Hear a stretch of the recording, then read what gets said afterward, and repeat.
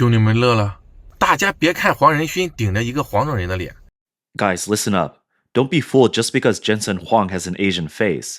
He's still not one of us. His heart is different. CCTV just exposed something crazy. The H20 chip from NVIDIA has a location tracking feature. It can be remotely shut down. Imagine this. It's like buying a car, and they could just stop it for you, even on the highway. That's terrifying. 你是不是疯了？刚允许你过来卖，你就过来这个。Crazy, right? They just let you sell here, and then you pull this stunt. 我们有的你就卖，我们没有你却不卖。You're selling what we have. When it's something we don't have, you won't sell it to us. You think we're fools? Recently, several pro-CCP bloggers defending Chinese chips have posted videos angrily criticizing Jensen Huang and NVIDIA. However, the comment section saw some sarcastic remarks. Xiaomi cars use NVIDIA chips, and Xiaomi's largest shareholder is American. Good thing I bought a Tesla. Shutting it down is one thing, but if they can remotely trigger an explosion, taking you out painlessly, would you be happy about that?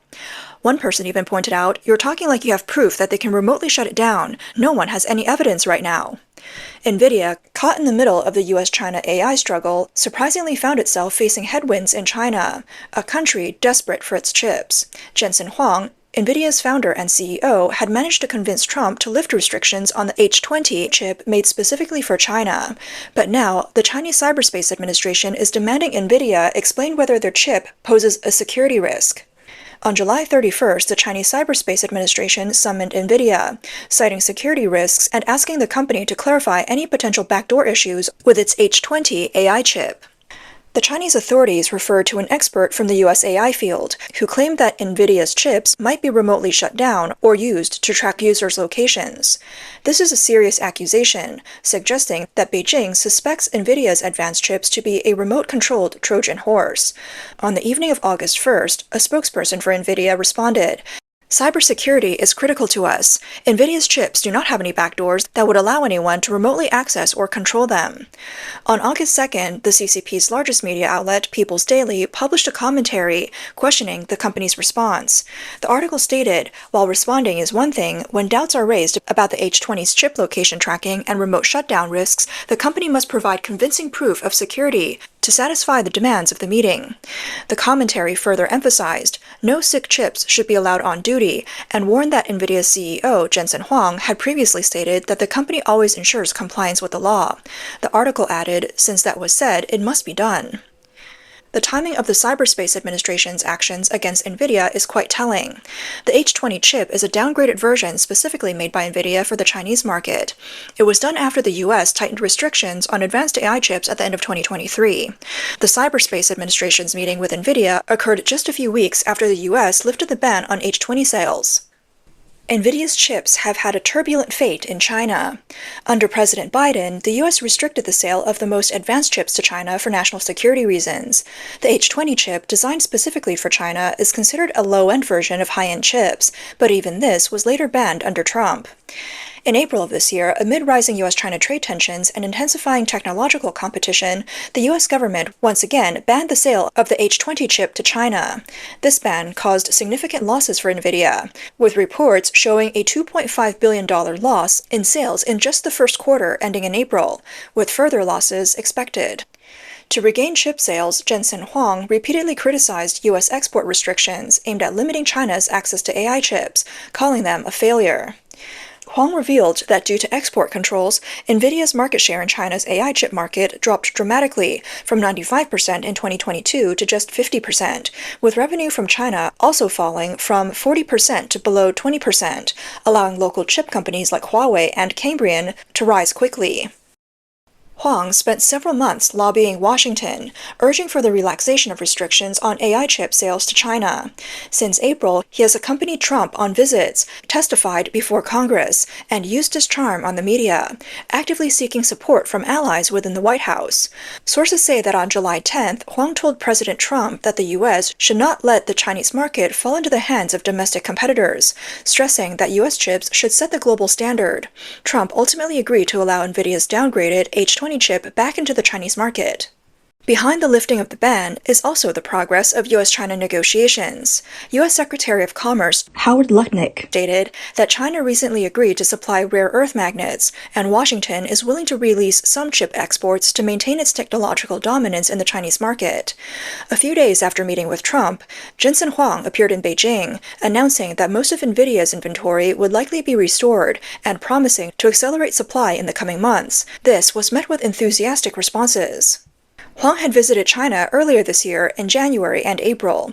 In July, he returned to Beijing, where he gave his first speech in Chinese and wore a tong suit at the Beijing Supply Chain Expo. He also praised the AI development of several Chinese tech companies, signaling his commitment to deepen NVIDIA's presence in China. However, just half a month later, NVIDIA was suddenly met with strong resistance from the Chinese government. Despite Huawei offering alternative products, NVIDIA remains highly popular in China. The H20 chip is a version of NVIDIA's technology custom-made for the Chinese market. Based on the Hopper architecture, it uses advanced CoWoS packaging technology. While it is less powerful than the H100, the H20 still has strong competitiveness in specific applications. Particularly in large model inference and training, the H20 chip can meet the basic AI needs of Chinese enterprises. Chinese AI companies such as DeepSeek and Alibaba Cloud previously had significant demand for the H20. In fact, before the ban in April, major Chinese firms like Tencent, ByteDance, and Alibaba had significantly increased their orders for H20. China is now in a difficult position, relying on NVIDIA chips, yet also demanding clarification and submission of proof materials. One user on X pointed out that China's questioning of the H20's safety seems aimed at getting Huang to explain the chip's working principles, which would make it easier for them to copy. The question now is how Huang will respond. The People's Daily articles sparked ridicule from overseas netizens. It could have been a win-win situation. After all, business is about profit first, but they pushed him away. I don't get this policy logic. So what if there's a backdoor? If you have the ability, make your own. Is there any real proof? After all, it's common for the thief to cry thief. They're just trying to make trouble for no reason. Scared by the Iranian phone explosion. However, many also mocked NVIDIA for not being tough enough. NVIDIA is still too soft. They should immediately halt production and stop selling. The end result will be that the government will shake NVIDIA down for a hefty fine, filling up its treasury. Of course, Jensen Huang brought this on himself. He can handle it, no doubt. The CCP's regulators meeting with NVIDIA highlights the challenges NVIDIA faces in returning to the Chinese market. Experts note that this is not just a technical security review. Joshua Beggy from the consultancy Synalytics told AFP that it's not surprising that Beijing summoned NVIDIA. In the context of strained U.S.-China relations, targeting U.S. companies has become a common tactic. However, he noted that what is surprising is the timing Beijing chose, given that the two countries had just agreed to hold new talks to extend the trade truce.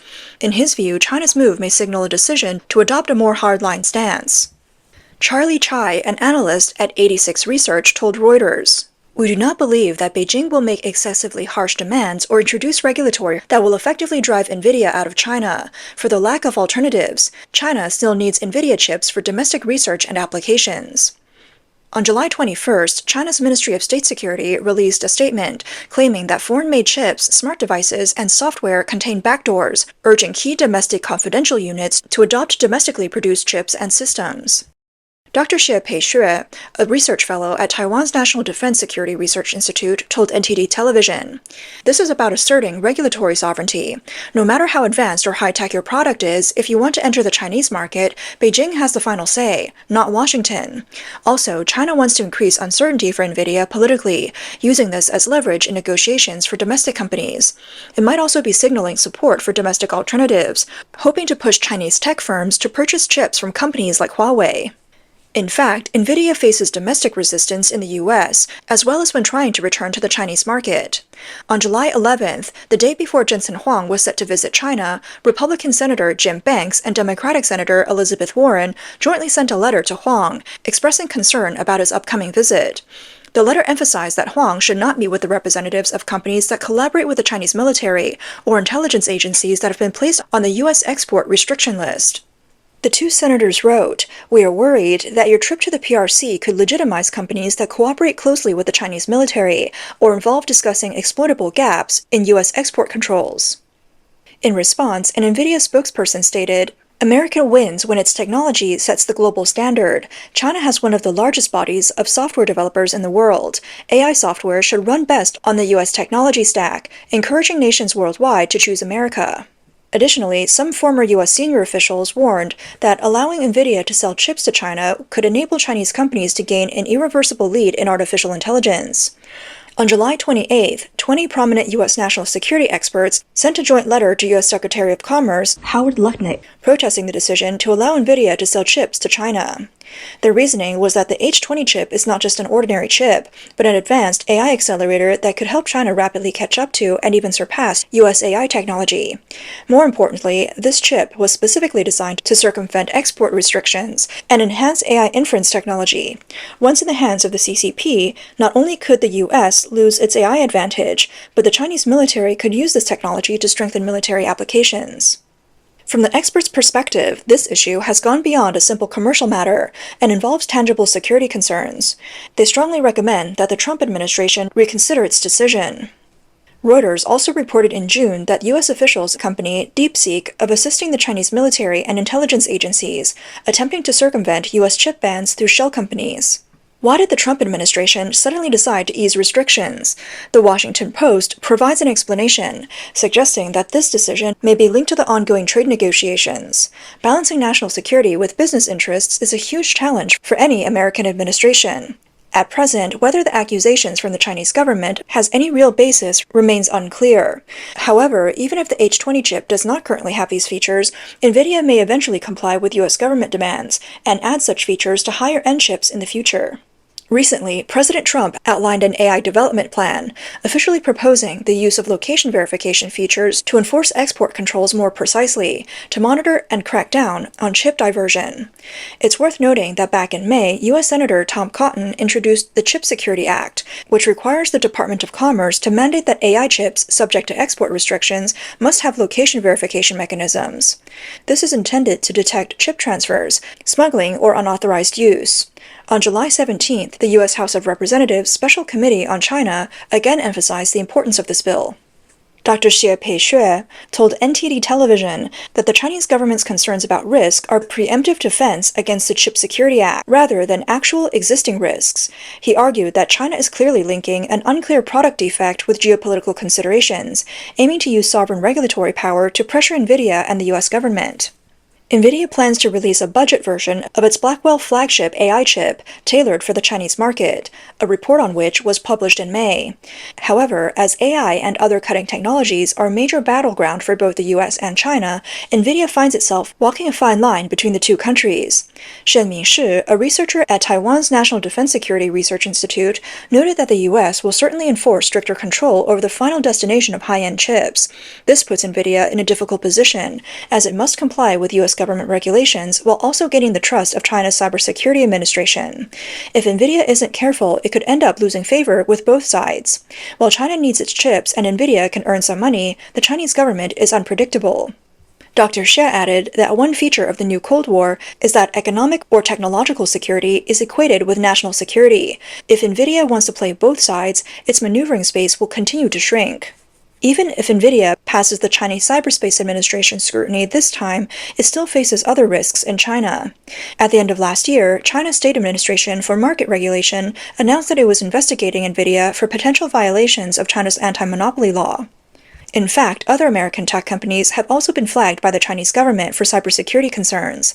In 2023, China's Cybersecurity Administration banned key infrastructure operators from purchasing Micron products, citing failed security reviews. There were also official Chinese organizations suggesting the review of Intel chips. Commentator Yue Shan remarked that China, which itself is an expert in spyware, seems hypocritical in scrutinizing NVIDIA. Almost like a thief crying thief. China has launched increasingly aggressive unrestricted warfare against the West through cyberspace, while the West continues to treat China with a competitive coexistence mentality. This is a strategic misstep.